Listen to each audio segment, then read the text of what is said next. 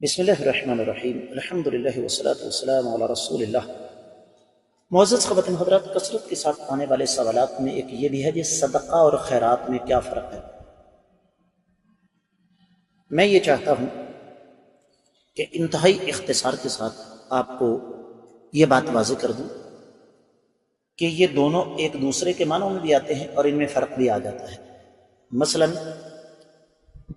خیرات خیر سے ہے اور خیر کا معنی بھلائی۔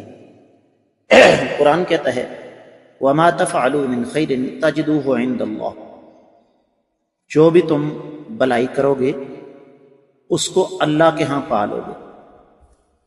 اور صدقہ یہ بھی ایک عام لفظ ہے، ہمارے ہاں عام طور پر یہ سمجھا جاتا ہے کہ صدقہ ایک تو حقیر چیز ہے، دوسرا ہم یہ سمجھتے ہیں کہ صدقہ کا تعلق شاید مال کے ساتھ ہے۔ اللہ کے نبی صلی اللہ علیہ وسلم کا تو یہاں تک فرمان ہے کسی کو اچھی بات بتا دینا صدقہ ہے، کسی مسلمان کے ساتھ مسکراتے ہوئے چہرے کے ساتھ ملنا بھی صدقہ ہے۔ اسی طریقے سے کوئی راستہ بولا ہوا ہے اگر ہم اس کو راستہ بتا دیتے ہیں تو حدیث مبارکہ کے مطابق تو یہ بھی صدقہ ہے۔ تو اس کا مطلب یہ ہوا کہ یہ بنیادی طور پر ہم معنی الفاظ ہیں۔ اب آتے ہیں ان میں فرق کی طرف۔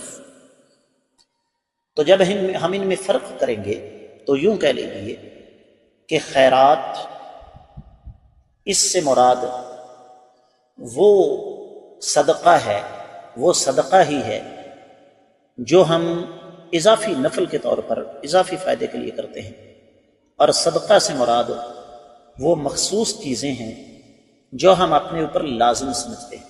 لیکن یاد رکھیے کہ یہ شرعی تقسیم نہیں ہے، صدقہ اور خیرات کی یہ تقسیم شرعی نہیں ہے، یہ ہماری معاشرتی ہے، ورنہ حقیقت میں یہ دونوں ایک ہی چیز ہیں۔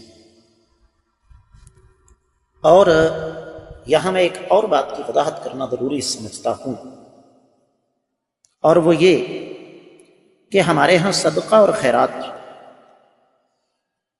دونوں کو انتہائی زیادہ حقیر سمجھا جاتا ہے۔ یہ بات بالکل بے اساس، بے بنیاد، اور یہ سوچ انتہائی گھٹیا ہے۔ یاد رکھیے، صدقہ ہو یا خیرات، جو کچھ بھی ہم اللہ تعالیٰ کی راہ میں خرچ کریں، ہمارا اصل مال وہی ہے۔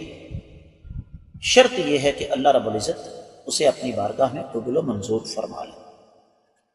تو ہمیں صدقہ پر بھی توجہ دینی ہے اور خیرات پر بھی توجہ دینی ہے، اس لیے کہ اللہ تعالیٰ کی توفیق اور رب کائنات کا خاص فضل و کرم ہوتا ہے اس انسان پر جسے اللہ ملک العلام رب الجلال والاکرام صدقہ و خیرات کرنے کا موقع دیتے ہیں۔